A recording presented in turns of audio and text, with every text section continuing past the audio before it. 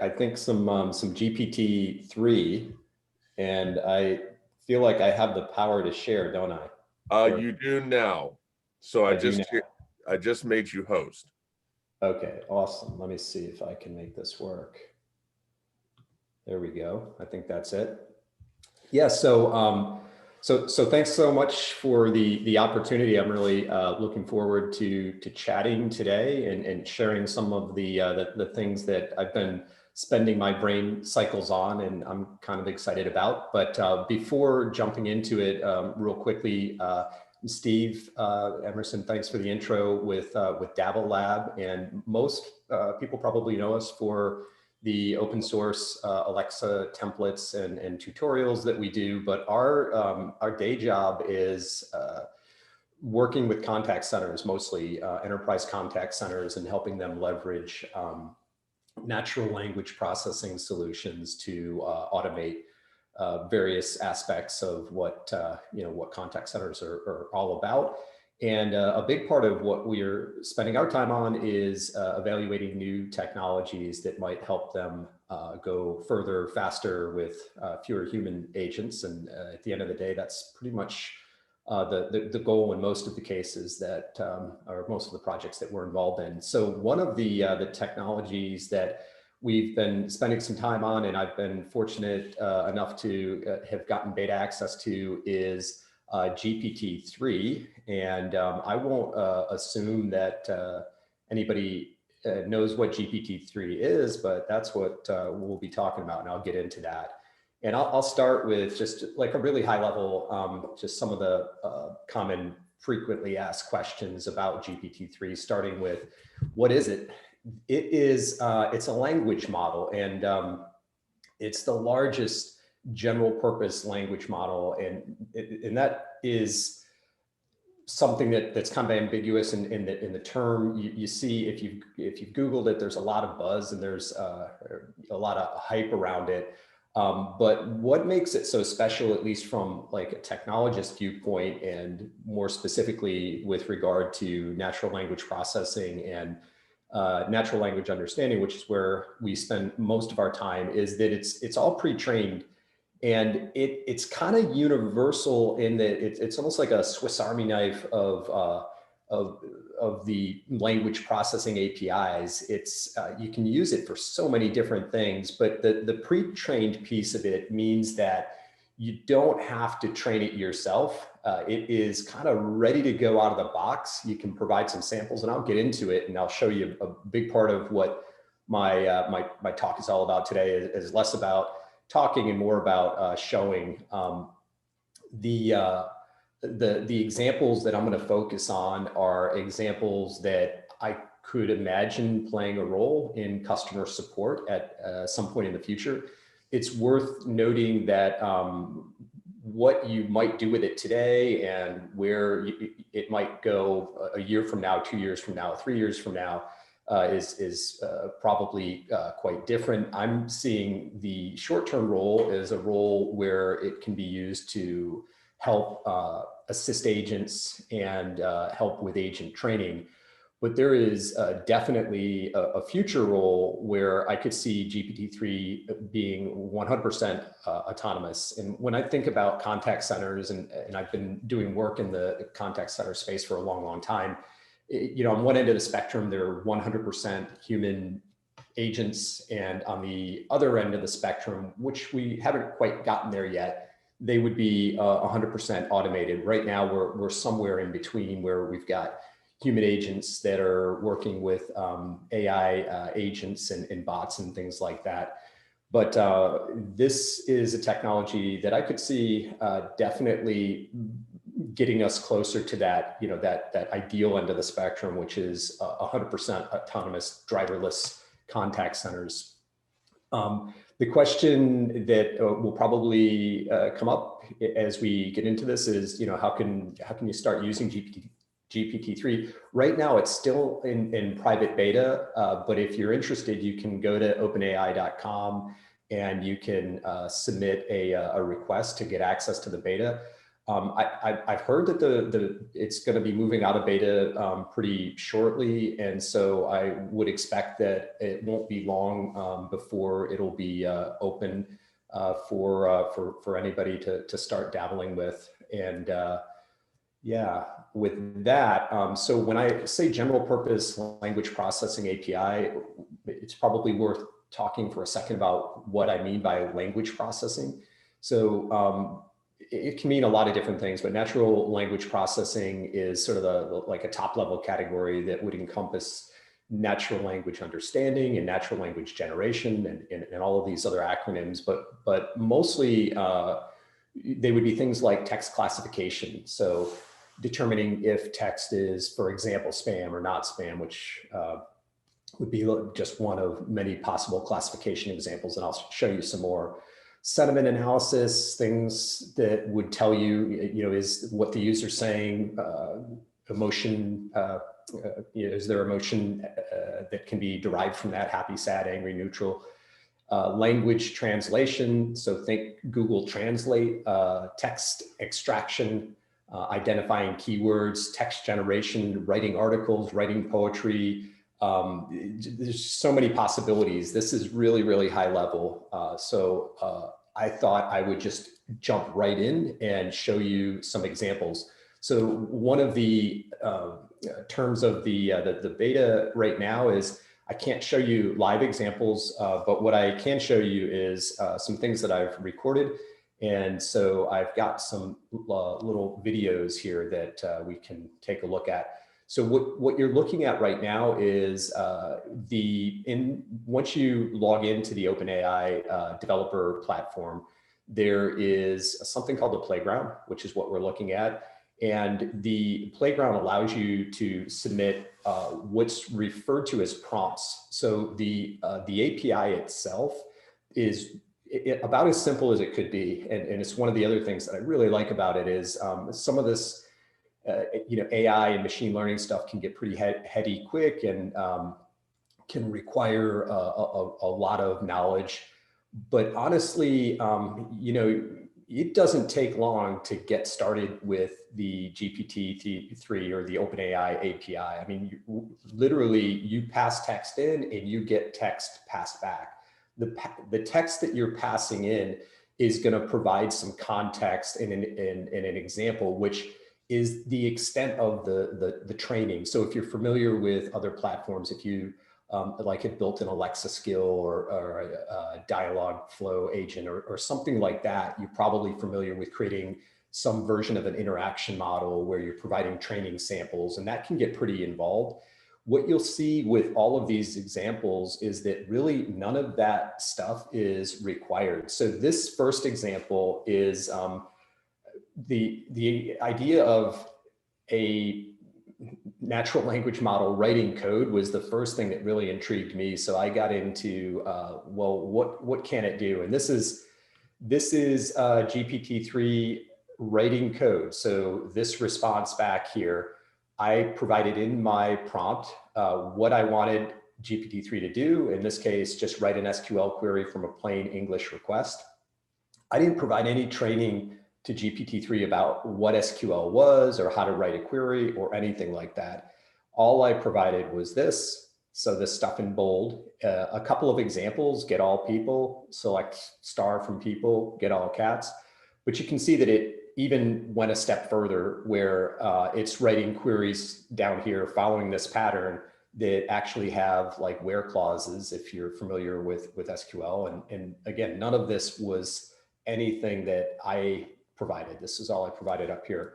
Another example, creating HTML, and these are simple examples. It's really pretty impressive. If you do some Googling, you can see a lot more elaborate examples of things that people have done, from creating mobile apps to creating images. This is the extent of this prompt. So create a simple HTML page, and let's see what GPT-3 does with that.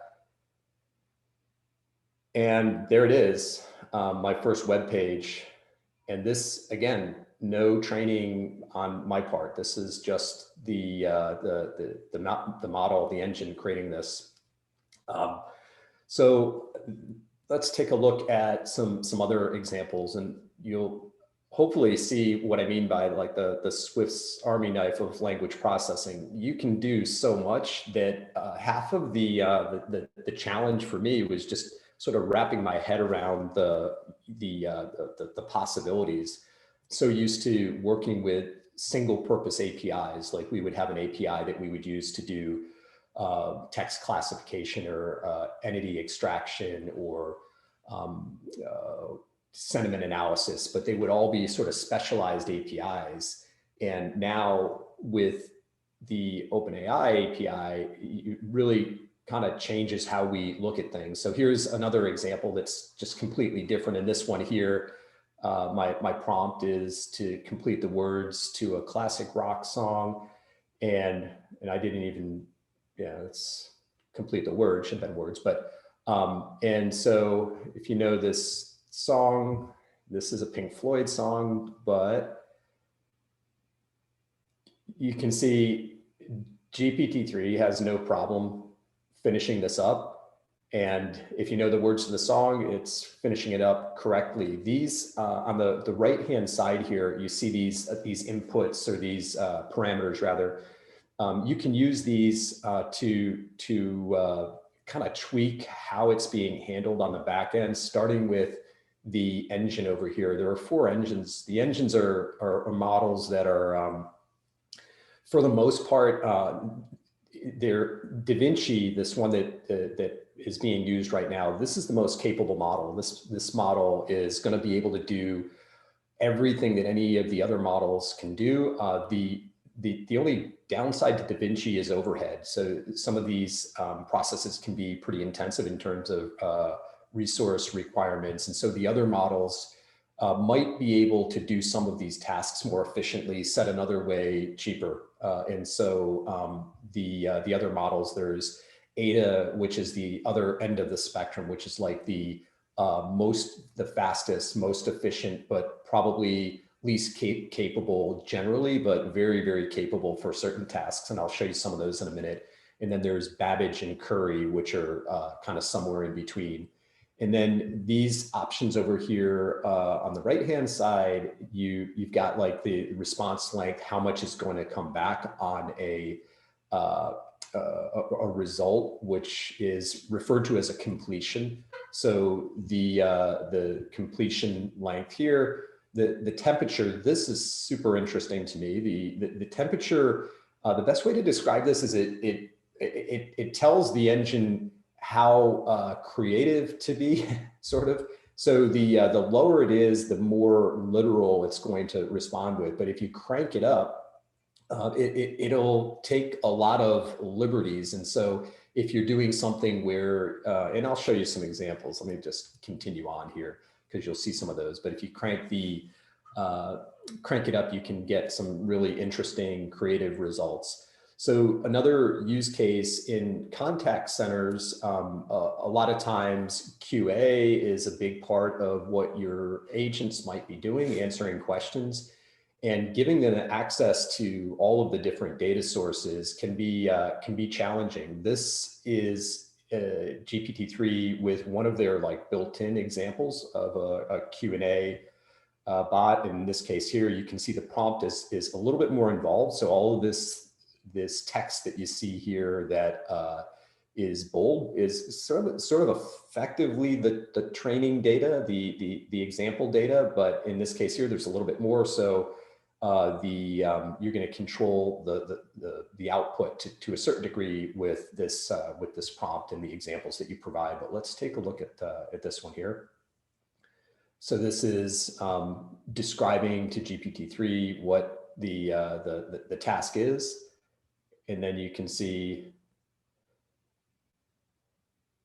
even a question like this, where I asked, who is the King of England? And you can see that GPT-3 still responded, Queen Elizabeth II, is the current monarch of the United Kingdom. So give you another example here. This is one actually from a project that we worked on. One of our clients is the city of Lake Forest in California, in Orange County, California. And a few years ago, I guess 2 or 3 years ago, we worked on a system for them to, it was basically to answer what they termed as not so frequently asked questions. So in their world, frequently asked questions, people can go to the website and answer those, but not so frequently asked questions generate emails and telephone calls and create a lot more overhead for the city staff to manage.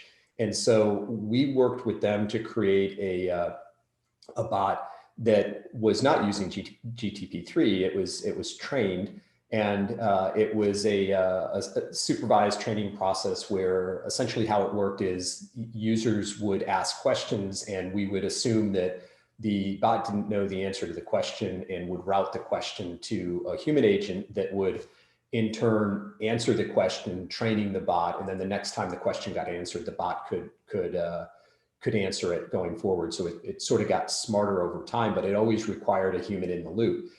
This is pretty much the exact same thing, but with no human in the loop and zero training. And so I was curious to see, how GPT-3 could do with without any training. And it was shocking how good it did with a lot of these questions. There was still some questions, of course, that that it couldn't get, but definitely the ones that were answers that you could derive from content on the Lake Forest website. All of those questions were answered pretty consistently and pretty well.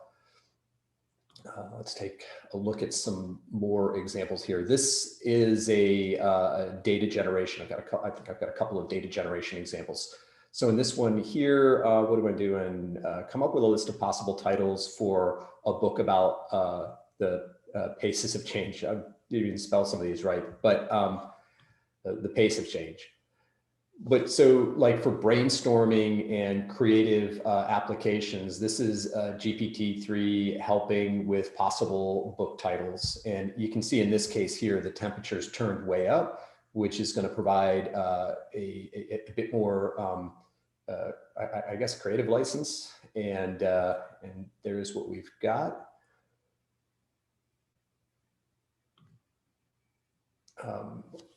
So here's another example. And this one, we do quite a bit with building like Alexa skills and tutorials and things like that. And one of the challenges that you have when you're building using some of the other models is you've got to come up with example utterances and things to train your interaction model. And so we've started using GPT-3 to come up with these training samples. And to a lesser degree, we've been toying around with GPT-3 as a tool to come up with test cases and training cases. And so take a look at this one. So this one here, we've got a couple of example utterances and examples of what we're doing to expand on those utterances. And GPT-3 picks up on the pattern and can expand on other types of utterances. And we could control this more by being specific around things like what the intent is and what the examples or create a pattern that would allow us to create example utterances for the intents that we were actually working with as well.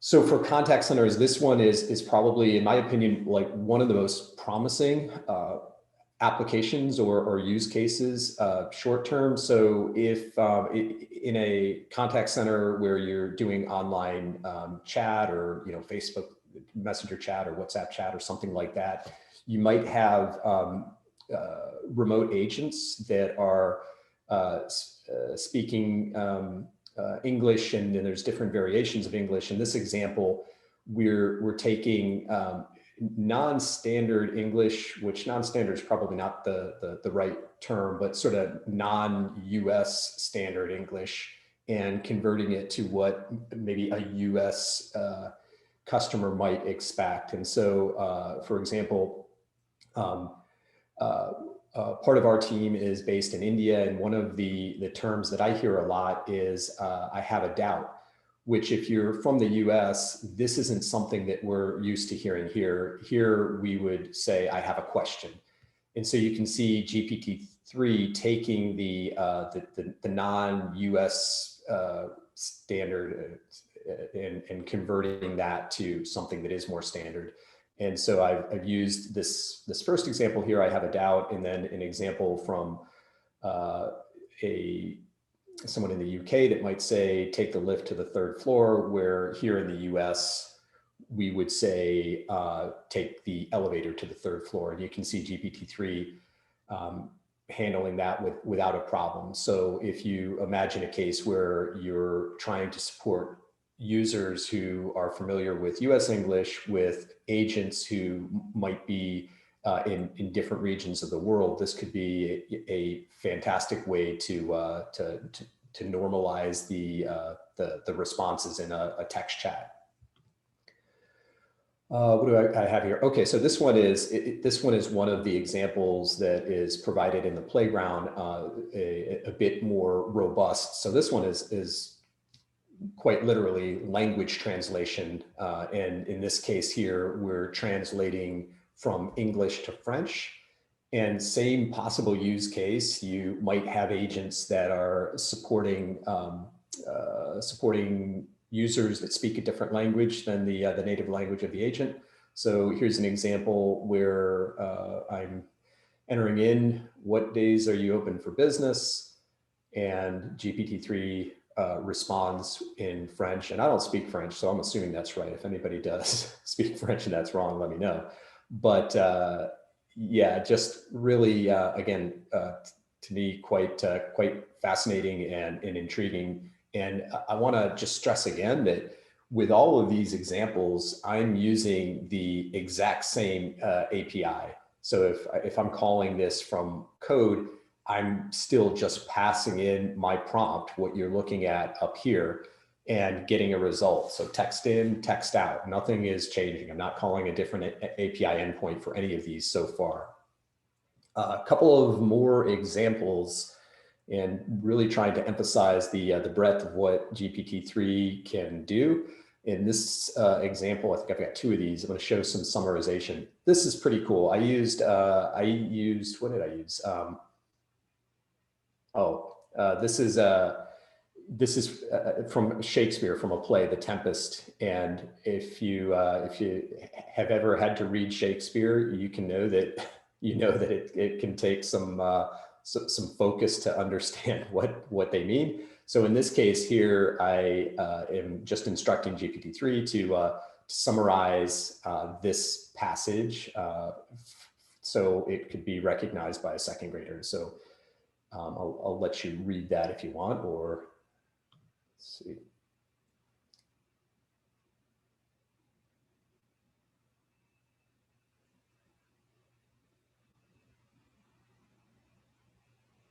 So there you go, GPT-3 summarizing content.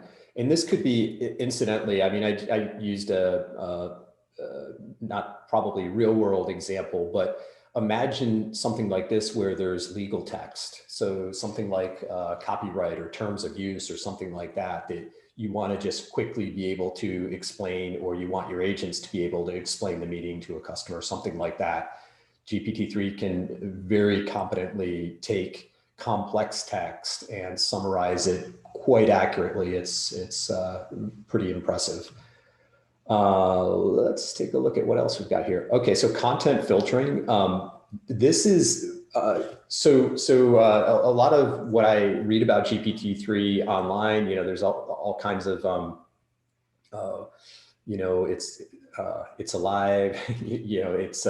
It's thinking for itself. It's not. If you understand the technology behind it, it's not. It's generating words based on the tokens that how the words, the pieces of the words, which are referred to as tokens, might fit together and the probability that they go together. But it's extremely competent at doing that. And it's trained with, I think it's over 175 billion input parameters. So it's the largest model ever, which is what makes it able to create text that is quite literally indistinguishable from most human generated content. That said, it's not alive. It doesn't have a conscience. It doesn't, it's not trying to do things maliciously, but it can certainly say things that make it feel like it might. And so for that reason, you absolutely want to consider content filtering. And part of the reason right now that it's not open to the world is it can definitely create content that could be used for nefarious purposes, or just inadvertently create things that could be quite offensive or hurtful. And so I'm working on a side project that is will hopefully get published soon. It's an Alexa skill called Improv Partner. And so if you're into improv, it's basically using GPT-3 as your improv partner. So it will pose a sort of an opening, an improv opening, and then you can go back and forth. And it's a lot of fun. I mean, you can keep it going for literally hours, the conversation. But depending on what you say, it can go dark and some sometimes very funny but inappropriate ways. And so one of the reasons that it's not out there yet is because the content filtering part of it is important. So it's a bit meta, but what we're doing is we're using GPT-3 to moderate GPT-3. So we generate the output or the completion, and then we send the completion through what's now provided by OpenAI. There's a content filter which uses another GPT-3 model to filter the content and rank whether the content is likely offensive or inappropriate. And here, I think probably like fighting is what triggered this, but this is an example of content coming back that was flagged. And let's continue on and take a look at a few more examples. This is classification. So semantic classification. This is actually a different endpoint. So it's still GPT-3, but this is a search endpoint that this tool is hitting. And in this first example here, just really simple sentiment analysis kind of example, where you can see I'm done with this store forever, or angry. And these are the rank higher is more likely. And I just don't know what I'm going to do now. Let's see. Kind of sounds sad. All right, let's take a look at another one. This is one that we were playing around with, dabbling with for another project. And in this example here, we're trying to decipher between requests for one voice assistant over another voice assistant. And so this is a great classification example. So you can see here, the first one is, hey, Bixby, what's the weather? And then we've got, hey, Siri, call my mom, I think, yeah. And that's an Apple, classified it for Apple. Alexa, listen to music. It should classify that as Amazon, which it did. And I think we have one more. Hey, Google, turn on the lights. And of course, it should classify that as Google. And this is all that was provided, some, for the classification, just some text in and text out, results out. And this is another classification example. This one is classifying a company by their category, their industry category.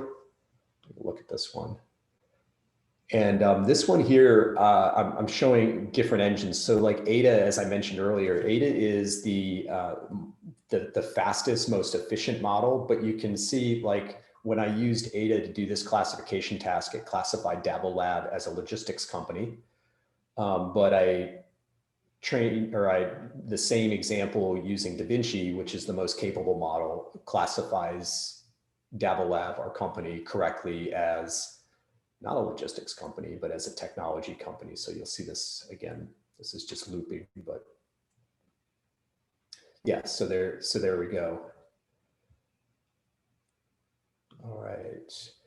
And that is it. Like I said, my goal here was to try to get through as many short examples as I could in our, I guess, 40 minutes that we had allotted.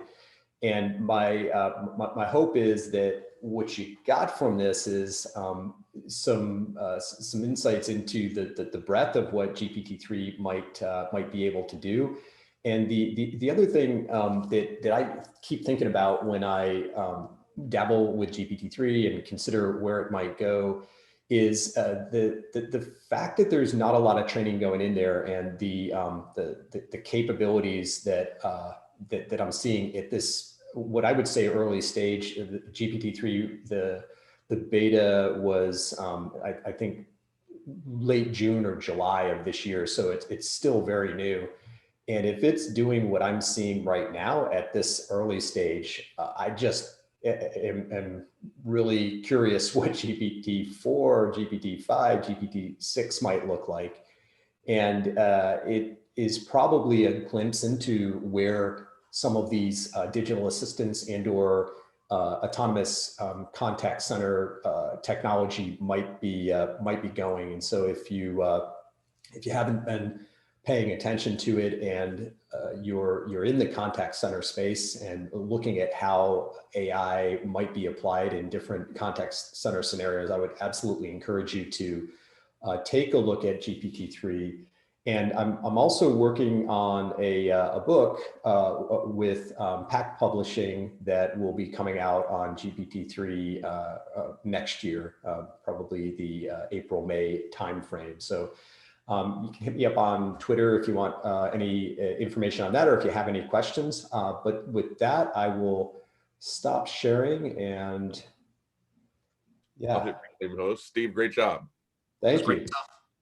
Steve, it's interesting that, excuse me, Microsoft has such a tremendous license for GPT-3, and they've made huge investments and recent releases with their Azure communication services.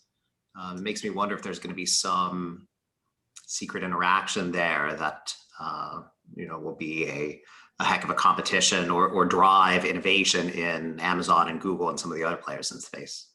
Yeah, all of these things. So from what I understand, Microsoft invested $1 billion to license the GPT-3 source code, but I understand that OpenAI will continue to sell access through the OpenAI API. And there's a lot happening, and there's absolutely reason to pay attention. You got to think, if Microsoft is willing to invest $1 billion, there's probably something there. And it is, when you start dabbling with it, it is surprisingly capable. I played the last version of GPT-2, and you could install that on local computers. This is too big. The model's too big, so you have to do it through an API. But definitely a glimpse into where things might be going. It's exciting. It feels like something. It feels like something that everyone's going to have to eventually have some sort of passing knowledge in. It just feels like that impactful. It's actually easier. So it really doesn't take a lot. There's less technical knowledge required to use it. I mean, the technical knowledge is really to understand sort of generally how it's working, but in the actual application, you're literally just passing text in and getting a result back. And so I think it's gonna democratize a lot of what has been up to this point just inaccessible for most users. I mean, doing some of the language processing tasks that we might employ in projects that we're working on, it's a lift. I mean, there's a lot of tools out there, but it takes it takes time and understanding. And you can pop into the GPT-3, well, the OpenAI playground, which is what most of those demos were done in. And I mean, within minutes, without any real understanding of how the underlying tech works, you start quickly connecting the dots and going, oh, if I ask it this, or if I tell it this, I can get this. And to your point, yeah, I think everybody should be aware of it, but it doesn't take like a deep understanding of how all of it is working under the hood to make it valuable for you. Steve, great job, great presentation. And when your book is done in April, bring it to Project Voice. Yeah, will do.